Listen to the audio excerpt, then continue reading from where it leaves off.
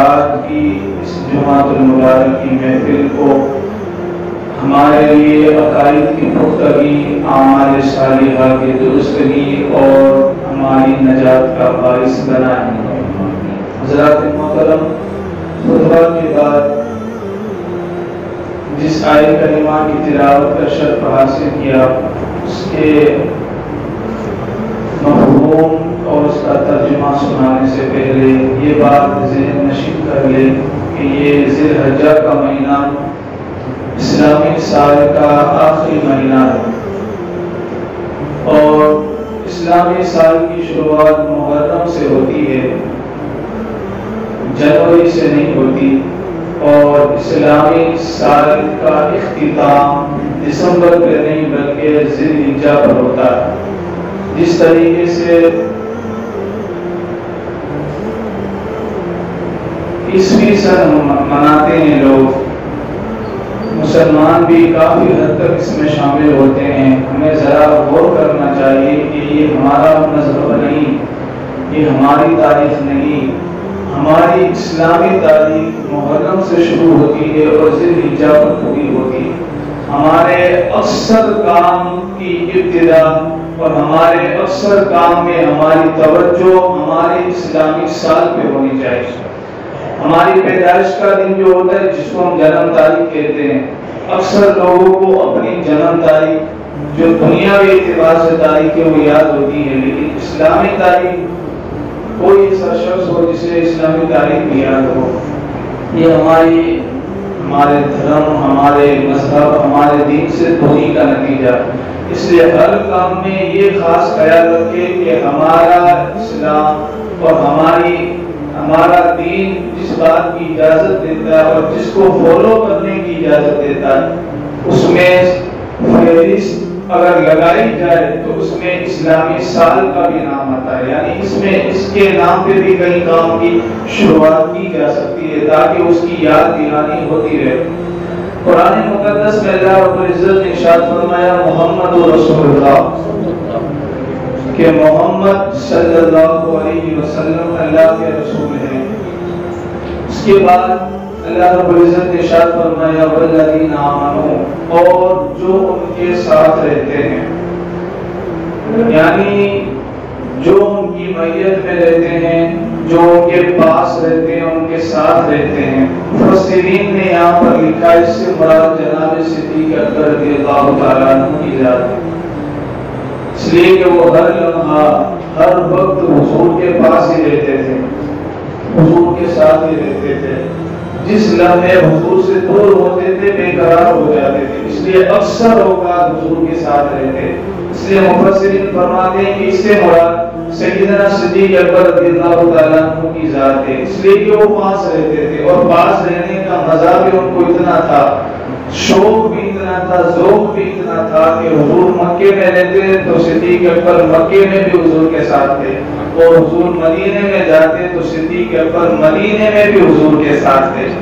احد ہو، خندق ہو، سفر ہو، حضر ہو، ہر وقت حضور کے ساتھ ہی ساتھ نظر آتے، اور ساتھ رہنے کا شوق اتنا نرالا اور اتنا پیارا اور اتنا انوکھا ہے کہ حضور غار ثور میں ہو تو صدیق اکبر وہاں بھی ساتھ میں ہے، مزار میں ہے تو صدیق اکبر وہاں بھی ساتھ ہے۔ اتنا شوق پیارا، ہر وقت حضور کے ساتھ۔ والذین معه، جو حضور کے ساتھ میں رہتے تھے۔ اور پھر آگے فرمایا اشداء علی الکفار، اور وہ کفار پر بڑے سخت ہیں۔ اس سے بڑا مفسرین کہتے ہیں سیدنا عمر بن خطاب، سیدنا فاروق اعظم رضی اللہ تعالیٰ عنہ کی ذات ہے، کفار پر بڑے سخت تھے۔ اور مولانا عبدالستار حمدانی صاحب نے تو مردان عرب میں یہاں تک لکھا کہ کفار کے ساتھ ان کی سختی اتنی تھی کہ اگر کفار کا لباس بھی ان کے جسم سے ٹچ یا مس ہو جائے یہ بھی ان کو گوارا نہیں تھا، اتنے کفار کے ساتھ سخت تھے۔ والذین معه اشداء علی الکفار، پھر فرمایا رحماء بینہم، وہ آپس میں بڑے نرم دل تھے، بڑی محبت کرنے والے تھے۔ مفسرین فرماتے ہیں یہاں مراد سیدنا عثمان غنی کی ذات، اس لیے کہ بڑے نرم طبیعت کے مالک تھے، بڑے محبت والے تھے، بڑے نرم مزاج والے تھے۔ اور پھر اس کے بعد فرمایا تراہم رکعا سجدا یبتغون فضلا من اللہ ورضوانا، اور تم ان کو جب بھی دیکھو گے، جب بھی وہ تمہیں نظر آئیں گے تو وہ تمہیں اکثر رکوع اور سجود میں ہی نظر آئیں گے، یعنی وہ نماز ہی پڑھتے ہوں گے، وہ اللہ کی تسبیح میں لگے ہوں گے، رکوع و سجود میں لگے ہوں گے، عبادت اور ریاضت میں لگے ہوں گے، اکثر تمہیں وہ اسی حالت میں نظر آئیں گے۔ اور پھر فرمایا تراہم رکعا سجدا سیماہم فی وجوہہم من اثر السجود، اور ان کے چہرے کو سجود کی برکت سے اللہ نے چمکا دیا ہے، چمکدار ان کے چہرے کو کر دیا۔ کس کی وجہ سے؟ اثر السجود، سجدوں کی برکت کی وجہ سے۔ مفسرین فرماتے ہیں یہاں مراد مولا علی شیر خدا کی ذات ہے۔ اس لیے ہم جب کہتے ہیں نا کسی بھی صحابی کا نام لیتے تو کہتے ہیں رضی اللہ تعالی عنہ، اور جب مولا علی کی بات آتی ہے تو کہتے ہیں کرم اللہ تعالی وجہہ الکریم، اللہ جو ہے وہ مولا علی کے چہرے کے حسن کو، ان کی وجاہت کو اور زیادہ فرمائے، اس لیے کہ ان کا چہرہ چمکدار چہرہ تھا سجدوں کی برکت سے۔ اور اس قدر مولا علی اثر سجود کی عملی تفسیر تھے کہ اللہ نے ان کے چہرے کو اتنا جگمگایا تھا اور اتنا چمکدار بنایا تھا کہ مفسرین اور علماء کہتے ہیں جلوہ خدا دیکھنا ہو تو جلوہ مصطفیٰ کو دیکھو، اور جلوہ مصطفیٰ دیکھنا ہو تو جلوہ مرتضیٰ کو دیکھو۔ اس قدر حسین چہرہ، اس قدر جگمگاتا چہرہ، اس قدر نورانی اور چمکدار چہرہ، کس کی وجہ سے؟ اثر سجود، سجدوں کی برکت کی وجہ سے۔ اللہ رب العزت نے ان کے چہرے کو چمکا دیا۔ سجدہ چہرے کو چمکا دیتا ہے۔ توجہ ہے آپ حضرات کی؟ کون سی شے ہے جو چہرے کو چمکاتی ہے؟ فیئر اینڈ لولی چمکاتی ہے، یا پھر وہ پاؤڈر چمکاتے ہیں، یا کوئی کریم چمکاتی ہے؟ نہ، قرآن کہتا ہے سجدے چہرے کو چمکا دیتے ہیں۔ سجدوں سے چہرے کی رونق بڑھتی ہے، سجدوں سے چہرے پہ نور آتا ہے، سجدوں سے چہرے حسین ہوتے ہیں۔ اگر حسن چاہتے ہو چہروں کے، حسن چاہتے ہو جسم کے، اور حسن چاہتے ہو روح کے، تو پھر اپنے سجدے کو اور اپنی پیشانی کو اللہ کے حضور سجدے میں گرا دو، اللہ تمہارے چہرے کو حسین کر دے گا، اللہ تمہارے چہرے کو روشن کر دے گا، چمکدار چہرہ ہو جائے گا سجدوں کی برکت سے۔ تو یہ چاروں خلفاء کی سیرت اللہ رب العزت نے ایک ہی آیت میں بیان فرما دی کہ وہ حضور کے ساتھ بھی رہتے ہیں، وہ کفار پہ بڑے شدید بھی ہے، وہ آپس میں بڑے نرم دل بھی ہے، یعنی ایک کو تکلیف ہو تو دوسرا بھی تکلیف میں ملوث ہو جاتا ہے، دیکھا نہیں جاتا اگر دوسرے کو تکلیف ہو تو، آپس میں اتنے نرم دل ہے۔ اللہ کرے یہ محبتیں ہمیں بھی قائم ہو جائیں، اللہ کرے یہ محبتیں ہمیں بھی پھر سے رچ بس جائے کہ اگر ایک کو تکلیف ہو تو دوسرا بھی تڑپ جائے، دوسرا بھی مچل جائے کہ میرے بھائی کو تکلیف ہوئی۔ اور پھر فرمایا وہ کثرت سے رکوع اور سجود کرتے ہیں۔ چاروں خلفاء کی سیرت اللہ رب العزت نے ایک ہی آیت میں بیان فرمائی۔ آج سیدنا فاروق اعظم رضی اللہ تعالیٰ عنہ کا دن ہے تو ایک بات ان کے حوالے سے عرض کروں گا، لیکن بڑے افسوس کے ساتھ عرض کروں گا، بالخصوص یہ ناراض نہ ہو تو بڑی معذرت کے ساتھ محلے والوں سے عرض کروں گا، محلے والوں سے جو بالکل تعداد میں بھی ابھی بھی تھوڑے ہیں، کوئی شوق نہیں، کوئی ذوق نہیں کہ تعداد بڑھ جائے اور جو ہے ہم جو ہے وہ شعلہ بنی بیانی کا زور دکھائے۔ یہ فاروق اعظم کا دن منایا نہ کر رہا تو بڑے افسوس کے ساتھ بالخصوص محلے والوں سے کہتا ہوں، بالخصوص محلے والوں سے کہ گھروں میں رہنے کے باوجود بھی جو محفلوں میں حاضر نہیں ہوتے نا، ان لوگوں کے لیے میں خاص توجہ چاہتا ہوں۔ فاروق اعظم رضی اللہ تعالیٰ عنہ نے نا مکہ جیسا وطن چھوڑا تھا اس دین کے لیے۔ یہ جو ہم مسجد میں نماز پڑھتے ہیں نا، یہ جو مسجد ہماری قائم ہے ہندوستان جیسے شہر میں، جہاں پر ہم الگ اعلان اذان دیتے ہیں، الگ اعلان نماز پڑھتے ہیں، اس قدر جو ہے وہ ذوق و شوق کے ساتھ ہم اپنے ایام کو مناتے ہیں۔ یہ ساری آزادی کس کی وجہ سے ہمیں ملی ہے؟ آج کفر پہ جو درزہ پر اندام ہے نا، کفر پہ جس کا زور چلتا ہے وہ سیدنا فاروق اعظم کا زور چلتا ہے۔ آج کفر پہ، کفر کے ایوانوں میں بھی جناب عمر کا نام آئے نا تو وہ بھی مچل جاتے ہیں، وہ تڑپ جاتے ہیں، وہ خوف زدہ ہو جاتے ہیں۔ جناب عمر کے نام میں اتنی ہیبت ہے۔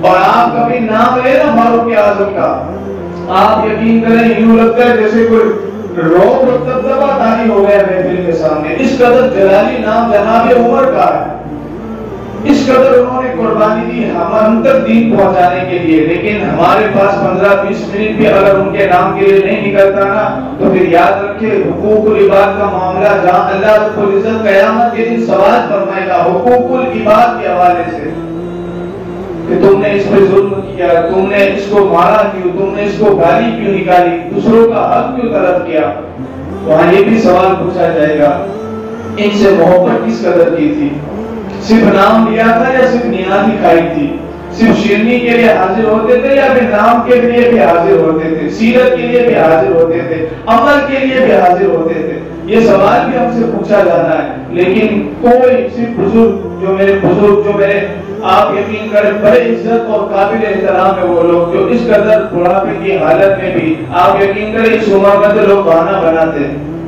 لوگ بہانے بازی کرتے ہیں کہ اب جسم میں سکت نہیں ہے، اب قوت نہیں ہے، اب تو اللہ معاف کر دے گا، لوگ بہانے بناتے ہیں۔ لیکن اس عمر میں بھی اس حال میں بھی اللہ ان کی عمر میں اور برکت عطا فرمائے، اللہ ان کو سلامت رکھے۔ اس حالت میں بھی وہ جو محفلوں کی حاضری اور نماز پنجگانہ کی پابندی کرتے ہیں، ان جوانوں کو تو شرم سے ڈوب جانا چاہیے جو بالکل صحت و سلامتی کے باوجود بھی دکانوں کے لیے فرصت نکالتے ہیں، گھر والوں کے لیے وقت نکالتے ہیں، دوستوں چائے کے اڈوں پر بیٹھنے کے لیے وقت نکالتے ہیں۔ لیکن وہ محسن اعظم جنہوں نے ہم پر احسان کر دیا اور جو صحابہ جو ہم پر احسان کر گئے ان کے لیے 15 سے 20 منٹ کا بھی ان کے پاس وقت نہیں نکلتا۔ اور نام لیتے فاروق اعظم کی محبت کا، اس محبت کا میں کیا کروں اور اس محبت کا میں جواب کس طریقے سے دوں کہ یہ صرف کھوکھلے دعوے اور صرف کھوکھلے نعرے ہیں۔ اصل محبت ہوتی نا تو آج آتے فاروق اعظم کے عرس کے موقع پر، آج بھی عرس کا موقع ہے، اس لیے میں یہ بات آپ کو ضرور بتاؤں گا۔ ان سے محبت اور عقیدت کا سب سے بڑا رشتہ یہ ہے کہ ان کے نام پر حاضر ہوا جائے، ان کے نام پر کو جو وہ ہمیشہ لیا جائے اور ان کی سیرت کو اپنایا جائے۔ یہ ان سے محبت کا ایک بہت بڑا رشتہ ہے۔ لیکن اس کے باوجود بھی ہم حاضر نہ ہو تو یہ ہمارے لیے افسوس کا مقام ہے۔ یہ ہمیں بہت زیادہ افسوس کرنا چاہیے کہ ہم ان کے لیے تھوڑا سا وقت بھی نہیں نکال سکتے، تھوڑا سا وقت بھی نہیں نکال سکتے۔ اور آپ لوگ چلو یہ بھی سمجھتے ہیں کہ یہ اپنی شہرت کے لیے بھی ہوتا ہے، محفلیں سجاتے ہیں تاکہ کوئی زور دکھا دے کوئی، آپ یقین کریں صرف للہیت کی اور اللہ کی رضا کے لیے محفلیں سجاتے ہیں۔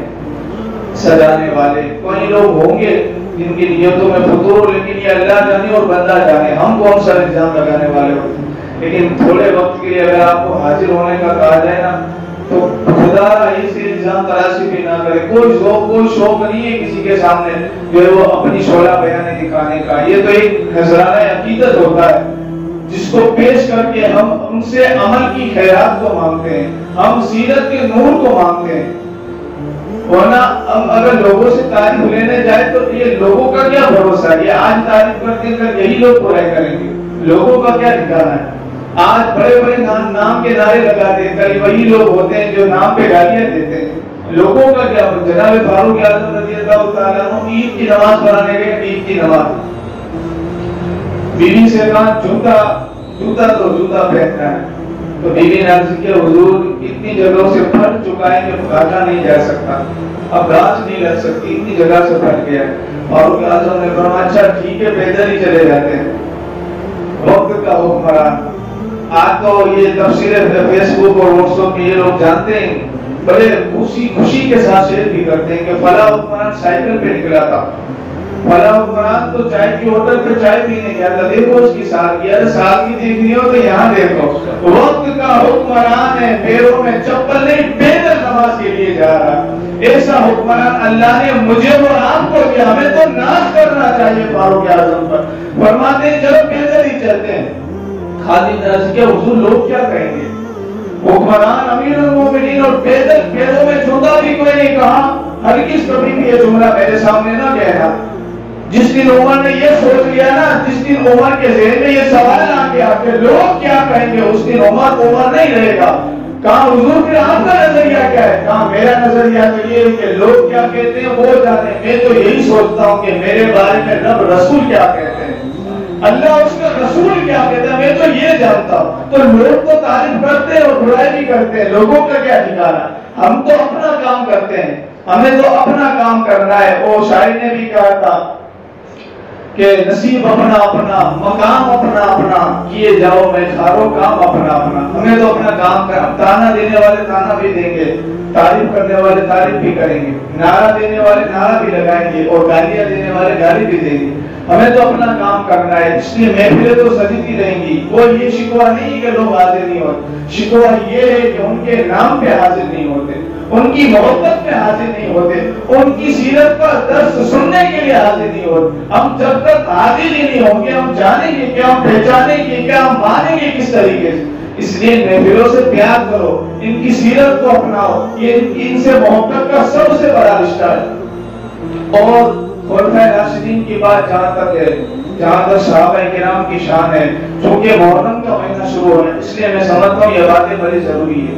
اس لیے کہ ہماری دورادی شہر میں کافی ساری حد تک کئی لوگ ہیں جو شیعت کا شکار ہو گئے، جو معاذ اللہ شیعہ ہو گئے. نام یاد ہے لیکن میں دینا نہیں چاہتا، میں بس آپ کے عقیدے پر دستک دینا چاہتا ہوں. اس لیے کہ محرم کے مہینے میں سب سے زیادہ اس عقیدے کو پھیلایا جاتا ہے اور لوگ محبتوں میں ہو بھی جاتے ہیں. اس لیے کہ حضور نے فرمایا تھا علی تیری محبت میں لوگ حد سے بڑھ جائیں گے اور تیری محبت میں لوگ اس قدر گھٹیا بھی ہو جائیں گے کہ تجھے گالیاں بھی دیں گے. ہم تو ایسے محبت کرنے والے ہیں کہ جس طریقے سے ان کو ماننے کا حق ہے اس طریقے سے مانتے ہیں اور دل و قلب و نگاہ سے ان کو مانتے ہیں، ادب سے ان کا احترام کرتے ہیں. لیکن ان دنوں پر اگر کوئی امیر معاویہ کو گالی دے، ان دنوں میں اگر کوئی جو ہے وہ سیدنا قاضی وحی امیر معاویہ رضی اللہ تعالیٰ عنہ پر لعن طعن کرے، انہیں بھلا بھلا کہے، تو پھر سنو حدیث پاک. میرے نبی پاک صلی اللہ علیہ وسلم فرماتے ہیں اذا رأيتم الذين يسبون صحابي فقولوا لعنة الله على شركم. حضور فرماتے جب تم دیکھو میرے صحابہ کو کوئی گالیاں دیتا ہے، کوئی برا بھلا کہتا ہے، کوئی ان کے بارے میں برا ناسبہ جو الفاظ کہہ رہا ہے، تو فقولوا لعنة الله على شركم. حضور کی عادت نہیں کہ حضور لعنت کرے، حضور کی عادت نہیں، حضور رحمت للعالمین ہے، حضور سراپا رحمت ہے تمام عالم انسانیت کے لیے. حضور رحمت بن کر تشریف لائے جن کے بارے میں قرآن کہتا ہے وما ارسلناک الا رحمت للعالمین، ہم نے آپ کو تمام عالمین کے لیے رحمت بنا کر بھیجا. وہ رحمت للعالمین نبی فرماتے ہیں کہ فقولوا لعنت اللہ علی شرککم. جب تم دیکھو نا میرے صحابہ کو لوگ گالیاں دیتے ہیں، برا بھلا کہتے ہیں، تو پھر وہاں پر شریف نہ بن جانا، وہاں پر صوفی سنت نہ بن جانا، ادب سے سر جھکا کر مؤدب نہ بن جانا. حضور فرماتے ہیں فقولوا لعنت اللہ علی شرککم. اس محفل میں کھڑے ہو جانا اور کھڑے ہو کر کہنا کہ جو تو کہہ رہا ہے تیرے شر میں اللہ کی لعنت ہو، اللہ کی لعنت ہو تیرے شر پر. جو صحابہ کو گالیاں دے، حضور فرماتے ہیں محفل میں کھڑے ہو جانا اور اس وقت اس کو اعلان کہنا کہ تیرے شر پر اللہ کی لعنت ہو. یہ حضور فرماتے ہیں کس کے بارے میں؟ میرے صحابہ کو جو گالیاں دے. یہ نہیں کہ صدیق اکبر کو کوئی گالی دے، فاروق اعظم کو معاذ اللہ کوئی برا بھلا دے، عثمان غنی کو، مولا علی کو، طلحہ زبیر کو، عبداللہ عبید اللہ کو جو برا کرے، نہ. حضور فرماتے ہیں میرے صحابہ، غور کریں الفاظ پر. حضور فرماتے ہیں میرے صحابہ میں کون ہے؟ جتنے بھی صحابہ ہوئے سارے صحابہ. اب جناب فاروق اعظم و صدیق اکبر، عثمان غنی ہو، مولا علی ہو، طلحہ زبیر ہو، عبید اللہ، عبداللہ ہو، طلحہ اور جو معاذ ہو، سعد ہو، جو جتنے بھی صحابہ ہیں سارے صحابہ ہیں. ان میں حضرت امیر معاویہ بھی صحابی ہے. جناب جو ہے وہ قاضی وحی امیر معاویہ رضی اللہ تعالیٰ عنہ بھی صحابی رسول. اب ان کے بارے میں کوئی برا بھلا کہے، دیکھیں نا منہ میں زبان نہیں، اسی چہرہ دکھانے کے قابل نہیں، لیکن علم اعلان امیر معاویہ پر آپ یقین کریں میں وہ گالیاں سنا نہیں سکتا آپ کو، وہ باتیں بتا نہیں سکتا مسجد کے اندر، اس قدر لوگ صحابی رسول امین معاویہ کو بلا بھلا کہتے ہیں۔ حضور فرماتے ہیں لعنت کرو ایسے لوگوں پر، چونکہ امین معاویہ کے ساتھ اور اس قدر صحابی، کتنے بڑے صحابی، آج وقت تھوڑا سا آپ مجھے برداشت کر لیں اور معذرت کے ساتھ نہیں کہتا، آپ اجازت دے تو میں وہ کچھ کہنے کے لیے، ورنہ میں بیٹھ جاتا ہوں، اگر آپ اجازت دے تو آپ تیار ہیں 5 منٹ اور؟ حضور فرماتے ہیں ان کو جو ہے نا جو گالیاں دیتے ہیں نا میرے صحابہ کو، ان کو جو ہے ان پر لعنت بھیجو۔ کون؟ میرے صحابہ کو جو گالیاں دے۔ ہمارا یہ عقیدہ ہے اور ہمارا ایمان ہے کہ حضور جان ایمان ہے، اور صحابہ کی محبت نہ ہماری پہچان، ہماری شان ہے، اور اہل بیت کی محبت ہماری جان ہے، اور ولیوں کی محبت یہ سنیوں کی پہچان ہے، یہ ہمارا عقیدہ ہے۔ اب کوئی امین معاویہ کو برا بھلا کہے، اب امین معاویہ تو بہت بڑے صحابی ہے، درجے میں بہت اونچا مقام ہے ان کا۔ حضرت مولانا نعیم الدین مراد آبادی رحمۃ اللہ تعالی غالباً آپ نے لکھا ہے کہ کسی نے آپ قاسمی صاحب رحمۃ اللہ تعالی، یہ حوالہ دینے میں تھوڑی مسٹیک ہو گئی، حضرت قاسمی صاحب رحمۃ اللہ تعالی آپ سے نہ کسی نے پوچھا تھا حضور یہ بتائیں صحابی کا مقام کیا، صحابی کا مرتبہ کیا؟ آپ نے فرمایا اللہ رب العزت کسی شخص کو 1000 سال کی عمر دے، 1000 سال کی زندگی دے، اور اس زندگی میں کبیرہ گناہ تو دور کی بات، وہ صغیرہ گناہ بھی نہ کرے، یعنی شب بھر دن بھر ہر لمحہ اللہ کی عبادت میں گزارے، پورا 1000 سال وہ لمحے بھر کے لیے بھی غفلت نہ برتے، ہر لمحہ اللہ کی عبادت میں گزارے۔ قاضی صاحب فرماتے ہیں کہ اس کی 1000 سال کی عبادت ایک جگہ، اور وہ شخص جس نے ایمان کی حالت میں صرف ایک مرتبہ حضور کے چہرے کو دیکھا، اس کا دیکھنا ایک طرف، صرف ایک مرتبہ۔ ایسے صحابی بھی ہوئے جنہوں نے آئے کلمہ پڑھا مسلمان ہوئے، وہ شہید ہو گئے، صرف ایک ہی مرتبہ حضور کو دیکھا۔ قاضی صاحب فرماتے ہیں جس نے ایک ہی دفعہ، بار بار نہیں، صرف ایک ہی مرتبہ حضور کو ایمان کی حالت میں دیکھا، 1000 سال کی عبادت بغیر غفلت کے، بغیر ریا کے ایک طرف، اور حضور کے اس صحابی کو ایک مرتبہ دیکھنا ایک طرف۔ یہ ادنا درجے کے صحابی کی یہ شان ہے۔ امیر معاویہ تو بہت اونچے صحابی ہیں، بہت بڑے صحابی ہیں، ان پر کوئی لعن طعن کرے، ان کو کوئی برا بھلا کہے، یار افسوس کرنا چاہیے، منہ ایسا، زبان ایسی نہیں، چہرہ ایسا نہیں، اور کھڑے ہو جاتے ہیں امیر معاویہ کی بارگاہ میں جو نازیبا الفاظ کہنے کے لیے۔ اس لیے آپ غور کریں کہ کسی بھی صحابی، ہر صحابی قابل احترام ہے۔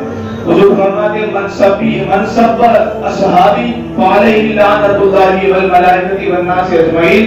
سنو حضور فرماتے ہیں جو میرے صحابہ کو گالیاں دیتا ہے نا وہ سن لے، اس پہ اللہ کی بھی لعنت، اس کے فرشتوں کی بھی لعنت، اور تمام انسانوں کی بھی لعنت جو صحابی کو گالیاں دے۔ صحابی میں تمام صحابی ہے، ہر ایک صحابی قابل احترام ہے، قابل عزت ہے، اور ہمارے ایمان کا حصہ ہے، اس لیے کسی کو بھی لعن طعن نہ کرے، اور ایسے لوگوں کی صحبت سے بچے، باادب لوگوں کی صحبت میں بیٹھے، باادب اور سنی جو لوگ ہیں ان کی محفلوں میں شرکت کرے، ان عقائد کو سمجھنے، سیکھنے اور پھیلانے کی کوشش کرے۔ اللہ رب العزت کی بارگاہ میں دعا ہوں جو میں نے کہا، جو غلطی ہو اللہ معاف فرمائے، اور اللہ سبھی کو کہنے سننے کے ساتھ ساتھ